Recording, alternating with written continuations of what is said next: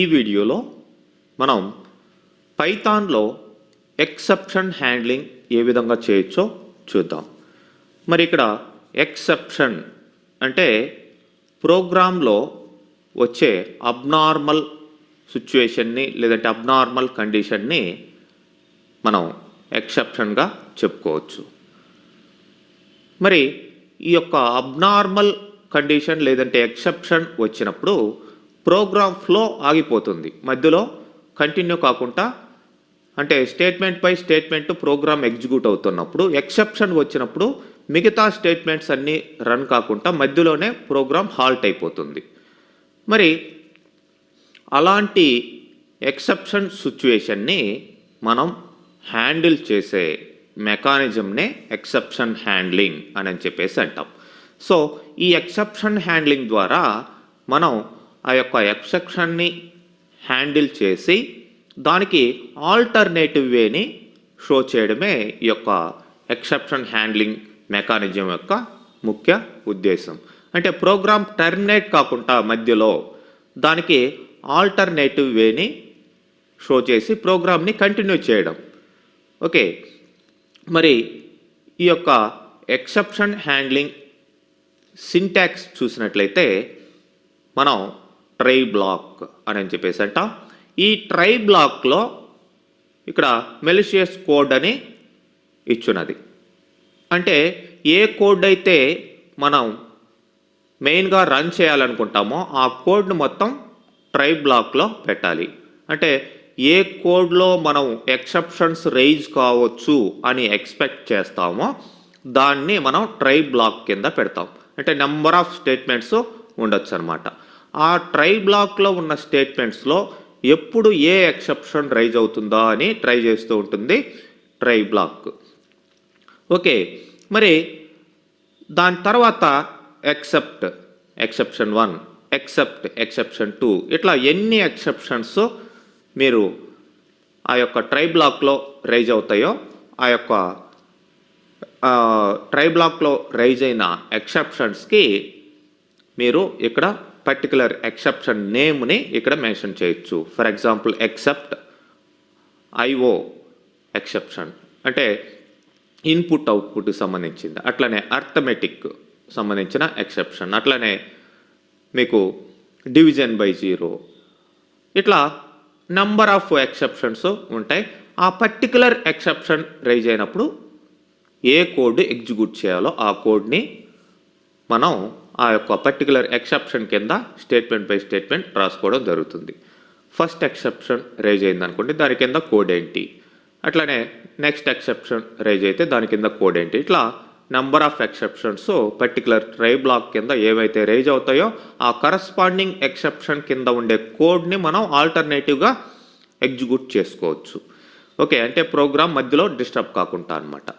మరి ఏ exception rise కాలేదు అంటే లాస్ట్లో ఎల్స్ అనేది ఉంటుంది, ఎల్స్ కింద ఉండే కోడ్ ఎగ్జిక్యూట్ అవుతుంది. ఇదనమాట జనరల్ సింపుల్గా ఉండే మెకానిజం. దీని తర్వాత లాస్ట్లో ఫైనల్లీ అనే బ్లాక్ కూడా ఉంటుంది, అది ఎట్లా వర్క్ అవుతుందో తర్వాత చూద్దాం. మరి ఇక్కడ మీకు ఎక్సెప్షన్స్ జనరల్గా చూసినట్లయితే ఇవి number of exception classes, exception and next stop irritation, అట్లనే సిస్టమ్ ఎగ్జిట్, ఇవన్నీ కూడా ఎక్సెప్షన్కి సంబంధించిన క్లాసెస్. అన్నిటికంటే టాప్ క్లాస్ ఏంటంటే ఎక్సెప్షన్ అనేది అన్నిటికీ కూడా బేస్ క్లాస్ అనమాట. క్లాసెస్ అనేటివి మనం ఎలా క్రియేట్ చేయొచ్చో నెక్స్ట్ కమింగ్ వీడియోస్లో చూద్దాం. మొత్తానికి ఇవి pre defined exception classes. Okay, మరి ఫర్ ఎగ్జాంపుల్ ఇక్కడ అర్థమెటిక్ ఎర్రర్, ఎప్పుడైతే ఈ యొక్క న్యూమరికల్ క్యాల్కులేషన్స్లో ఏదైనా ఎర్రర్స్ వస్తే అప్పుడు ఈ ఎక్సెప్షన్ రైజ్ అవుతుంది ట్రై బ్లాక్లో. మరి అట్లనే ఓవర్ఫ్లో ఎర్రర్, ఎప్పుడైనా క్యాల్కులేషన్స్ చేసినప్పుడు మనం ఇచ్చిన రేంజ్ కంటే ఎక్కువ క్యాల్కులేషన్, ఎక్కువ రిజల్ట్ వచ్చింది అంటే ఇంటిజర్కి ఎంత లిమిట్ అని, ఫ్లోట్కి ఎంత లిమిట్ అని జనరల్గా లాంగ్వేజ్లో ఉంటుంది. ఆ లిమిట్ కంటే ఎక్కువ రేంజ్ వాల్యూ వచ్చినప్పుడు ఇక్కడ ఓవర్ఫ్లో అనే ఎక్సెప్షన్ రైజ్ అవుతుంది. అట్లనే ఫ్లోట్స్కి సంబంధించిన ఫ్లోటింగ్ పాయింట్ క్యాల్కులేషన్స్ సంబంధించిన ఎర్రర్స్, ఈ యొక్క ఫ్లోటింగ్ పాయింట్ ఎర్రర్ ఇక్కడ చూడండి, ఎఫ్ క్యాపిటల్, పి క్యాపిటల్, ఈ క్యాపిటల్ ఇట్లా క్లాస్ నేమ్ ఎగ్జాక్ట్గా మీరు అట్లానే ఇవ్వాలన్నమాట, కేస్ సెన్సిటివ్. అట్లానే డివిజన్ బై జీరో తోటి వాల్యూని ఏదన్నా డివిజన్ చేసినప్పుడు ఎర్రర్ రైజ్ అవుతుంది. ఇట్లా నెంబర్ ఆఫ్ ఎర్రర్స్, దాని కరస్పాండింగ్ సిచ్యువేషన్ వచ్చినప్పుడు ఈ యొక్క ఎక్సెప్షన్స్, పర్టికులర్ ఎక్సెప్షన్స్ రైజ్ అవుతాయి. అట్లనే ఇంకా చూడండి, for example IO error, input output అంటే ఫైల్స్ని ఓపెన్ చేసేటప్పుడు ఏదన్నా ఎర్రర్ ఎక్సెప్షన్ వస్తే అది ఐఓ ఎర్రర్ హ్యాండిల్ చేస్తుంది. అట్లనే ఇంకా మీకు వాల్యూకి సంబంధించిన ఎర్రర్, టైప్ ఎర్రర్, డేటా టైప్కి సంబంధించిన ఎర్రర్, రాంగ్ డేటా టైప్కి రాంగ్ వాల్యూ ఇచ్చినప్పుడు ఇట్లా డేటా టైప్ కన్వర్షన్ టైంలో ఇట్లాంటివి రైజ్ అవుతాయి. అట్లానే వాల్యూ ఇన్పుట్ రాంగ్గా ఇచ్చినప్పుడు ఇట్లాంటివి రైజ్ అవుతాయి. మరి ఇవన్నీ కూడా జనరల్గా వచ్చే ఎర్రర్స్ అన్నమాట. మరి వీటిల్ని ఎలా హ్యాండిల్ చేయొచ్చో ఒక ఎగ్జాంపుల్ ద్వారా మనం ఫస్ట్ చూద్దాం. ఆల్రెడీ ఇక్కడ పైథాన్ ఎగ్జాంపుల్స్లో మీకు 34_1 దీంట్లో చూడండి, సింపుల్ అర్థమెటిక్ ఎక్సెప్షన్ని ఏ విధంగా హ్యాండిల్ చేయొచ్చో ఇక్కడ ఇచ్చున్నాం. ఆ ట్రై బ్లాక్లో ఇక్కడ 2 స్టేట్మెంట్స్ ఇచ్చాను. ఈ 2 స్టేట్మెంట్స్లో ఏదైనా ఎర్రర్ వస్తే అప్పుడు ఇది ఎక్సెప్ట్ అంటే error exception, A type of exception ఇచ్చాను ఇక్కడ, అర్థమెటిక్ ఎర్రర్ ఓన్లీ. అంటే ఈ 2 స్టేట్మెంట్స్లో అర్థమెటిక్ క్యాల్కులేషన్స్కి సంబంధించి ఏదైనా ఎర్రర్ వస్తే అప్పుడు ఇది హ్యాండిల్ చేస్తుంది. ప్రోగ్రామ్ మధ్యలో ఆగిపోకుండా ఆల్టర్నేటివ్ వేని ఏం ప్రింట్ చేసాం మనం ఇక్కడ, division by zero. Of course division by zero అనేది సపరేట్ ఎక్సెప్షన్ కూడా ఉంది. మొత్తానికి కామన్ కాబట్టి అర్థమెటిక్ ఎర్రర్ అనేది ఏ విధమైన అర్థమెటిక్ క్యాల్కులేషన్స్కైనా కామన్ కాబట్టి దీన్ని తీసుకున్నాం. ఎల్స్ ఒకవేళ ఈ ఎక్సెప్షన్ రైజ్ కాకపోతే వెల్కమ్, నో ఎక్సెప్షన్స్. ఓకే, ఇప్పుడు రన్ చేసి చూద్దాం. Run module. సో ఆల్రెడీ అది డివిజన్ బై జీరో, ఎందుకంటే ఇక్కడ డైరెక్ట్గా 0 ఇచ్చేసాం మనం, 10/0 అని ఇచ్చాం. సో అది రాంగ్ అనమాట. ఇది ఇవ్వకపోతే మనం ఇచ్చిన మెసేజ్ కాకుండా సిస్టమ్ వేరే ఎర్రర్స్ రైజ్ చేస్తుండేది. ఫర్ ఎగ్జాంపుల్ ఈ ట్రై బ్లాకు ఇవన్నీ లేవనుకుందాం, ఇవంతా తీసేద్దాం.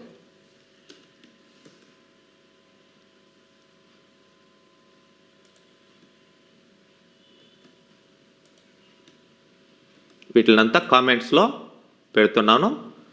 జస్ట్ ఈ 2 స్టేట్మెంట్సే ఉన్నాయి. ఇప్పుడు రన్ చేద్దాం.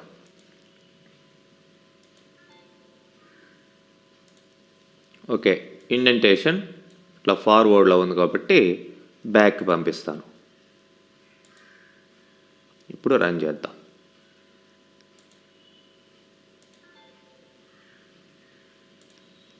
ప్రింట్ని కామెంట్ పెట్టలేదు. Okay, once again F5. చూడండి, ఇది అబ్నార్మల్. అయితే సిస్టమ్ జనరేట్ చేసింది సేమ్ డివిజన్ బై జీరో అని, మధ్యలో ప్రోగ్రామ్ ఆగిపోయింది. సిస్టమ్ ఎర్రర్ని ఈ విధంగా జనరేట్ చేసింది.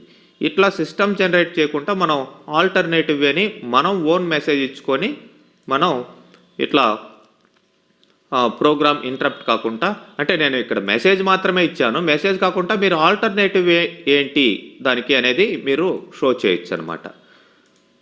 సో అదే తీసేస్తే ఆ ఎర్రర్ రాదు.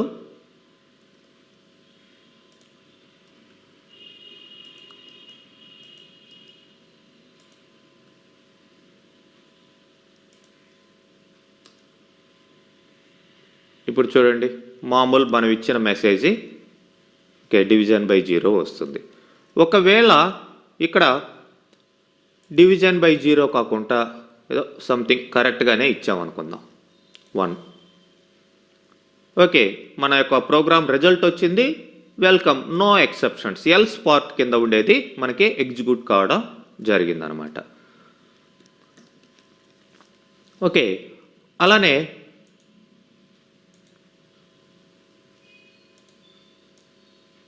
ఇంకొక ఎగ్జాంపుల్ చూసినట్లయితే ఇక్కడ handling IO exception, input output ఎక్సెప్షన్ని ఇచ్చాం.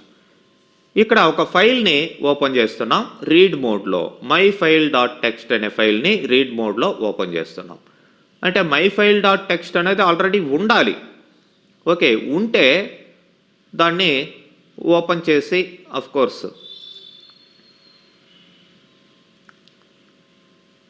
ఫస్ట్ అసలు రీడ్ మోడ్లో చెక్ చేద్దాం.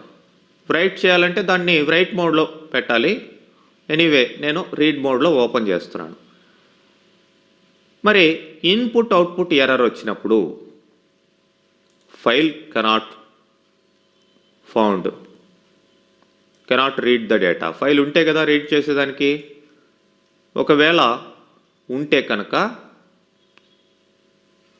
ఏమవుతుంది, అది పర్టికులర్ మోడ్లో మనం ఆల్టర్నేటివ్గా అంటే లేకపోతే ఏం చేయాలి అనేది మనం ఇక్కడ రాసుకోవచ్చు అనమాట. ఆ ఫైల్ని రైట్ మోడ్లో ఓపెన్ చేసుకోవచ్చు. Cannot find read the data అని మెసేజ్ ఇచ్చి రైట్ మోడ్లో ఓపెన్ చేసి దాంట్లోకి దీన్ని మనం ఇచ్చుకోవచ్చు, రైట్ చేయొచ్చు. కోర్స్ ఇది ఇప్పుడు ఈ సిచ్యువేషన్ అవసరం లేదు, మనం రీడ్ మోడ్లో ఓపెన్ చేస్తున్నాం కాబట్టి దానికి రైట్ ఇవ్వాల్సిన అవసరం లేదు. ఓకే, సింపుల్గా ఇప్పుడు రన్ చేద్దాం. Cannot find file or read data. File లేదు, అది మై ఫైల్ డాట్ టెక్స్ట్ అనే ఫైల్ అసలు లేదు. అదే ఉన్న ఫైల్ ఏదన్నా ఇవ్వండి. ఫర్ ఎగ్జాంపుల్ ఏదైనా ఫైల్ ఉందా అనేది చూడొచ్చు.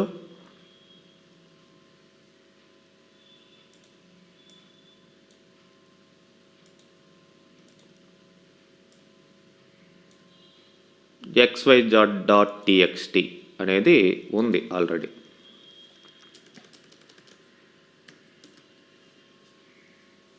సో ఇప్పుడు రన్ చేద్దాం.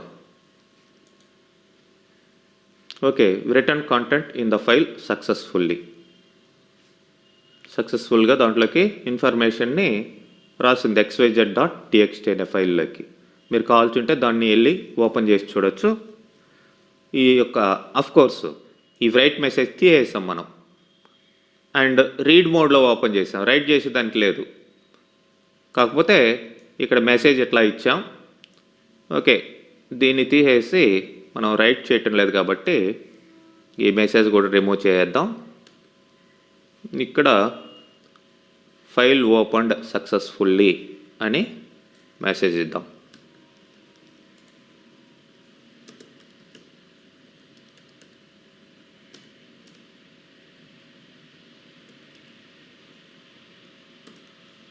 ఓకే, ఇదన్నమాట సిచ్యువేషన్. ఈ ఫైల్ లేకపోతే మనకి ఈ మెసేజ్ వస్తుంది, ఎర్రర్ అయితే రాదు. మనం మెసేజ్ని మనం ఓన్గా ఇచ్చుకున్నాం. అదే మై ఫైల్ అనేది ఇస్తాం. మై ఫైల్ ఇచ్చినప్పుడు కెనాట్ ఫైండ్ ఫైల్, ఆ ఫైల్ లేదు. మొత్తానికి ఎర్రర్ అయితే రాదు. మనం ఇచ్చిన ఆల్టర్నేటివ్ వే ఇక్కడ ఉంటుంది. ఇక్కడ ఏం చేయొచ్చు, మనం ఆ ఫైల్ని కొత్తగా కావాల్సింటే క్రియేట్ చేసుకోవచ్చు. అంటే FH = open in right mode అంటే ఫైల్ క్రియేట్ అవుతుంది ఆల్టర్నేటివ్గా. దాన్ని మళ్ళీ ఓపెన్ చేసుకోవచ్చు. ఆ స్టేట్మెంట్స్ అన్నీ మీరు కంటిన్యూ చేసుకోవాలన్నమాట. ఓకే, అట్లానే ఇంకొక ఎగ్జాంపుల్ మనం చూసినట్లయితే ఎగ్జాంపుల్ ఆఫ్ నో ఎక్సెప్షన్స్. ఏ ఎక్సెప్షన్స్ ఇవ్వలేదు అనుకుంటే అంటే ఇక్కడ ట్రై కోడ్ అంటే ఏ కోడ్లో అయితే మనం ఎక్సెప్షన్స్ ఉన్నాయో ఆ కోడ్ ఎక్సెప్ట్ అని ఇక్కడ ఎక్సెప్షన్ నేము ఏది మెన్షన్ చేయను. మెన్షన్ చేయకపోతే అది మీకు ఏమవుతుంది, ఏదో ఒక ఎక్సెప్షన్ అనుకుంటుంది. ఏ ఎక్సెప్షన్ ట్రై చేయనా సరే దాని కింద ఉండే కోడ్ ఎగ్జిక్యూట్ అవుతుంది. పర్టికులర్ ఎక్సెప్షన్ని నేను మెన్షన్ చేయటం లేదు, ఎల్స్ కోడ్ అంటే ఏది కాకపోతే ఏ ఎక్సెప్షను లేకపోతే లాస్ట్లో ఈ కోడ్ వస్తుంది. మరి ఇక్కడ మనం చూసినట్లయితే arithmetic error division by zero ఇచ్చాం. ఓకే, డివిజన్ బై జీరో కావచ్చు, అర్థమెటిక్ ఎర్రర్ కావచ్చు, ఇన్పుట్ అవుట్పుట్ ఎర్రర్ కావచ్చు, ఏ ఎక్సెప్షన్ వచ్చినా సరే మీకు ఏమవుతుంది, ఇది ప్రింట్ అవుతుంది. ఎందుకంటే ఇక్కడ ఎక్సెప్ట్ అన్న తర్వాత నేను పర్టికులర్ ఎక్సెప్షన్ నేమ్ని, ఎక్సెప్షన్ క్లాస్ని ఇక్కడ ఇవ్వలేదు కాబట్టి మేబీ ఎనీ ఎక్సెప్షన్ అని అర్థం అన్నమాట. ఇక్కడ run module I think there is some exception in program, ఏదో ఒక ఎక్సెప్షన్ ఉంది అని మెసేజ్. ఏది లేకపోతే ఏమవుతుంది, ఏ ఎక్సెప్షన్ రాకపోతే మీకు సక్సెస్ఫుల్లీ డన్ అనే మెసేజ్ వస్తుంది. అట్లా అనమాట. ఇది ఎగ్జాంపుల్ టు నో ఎక్సెప్షన్. ఏ ఎక్సెప్షన్ని మనం ఇక్కడ మెన్షన్ చేయలేదు ఎక్సెప్ట్ అన్న తర్వాత, అది నో ఎక్సెప్షన్ అనమాట. ఓకే, నెక్స్ట్ వీడియోలో మనం వీటికి కంటిన్యూషన్ చెప్పుకుందాం.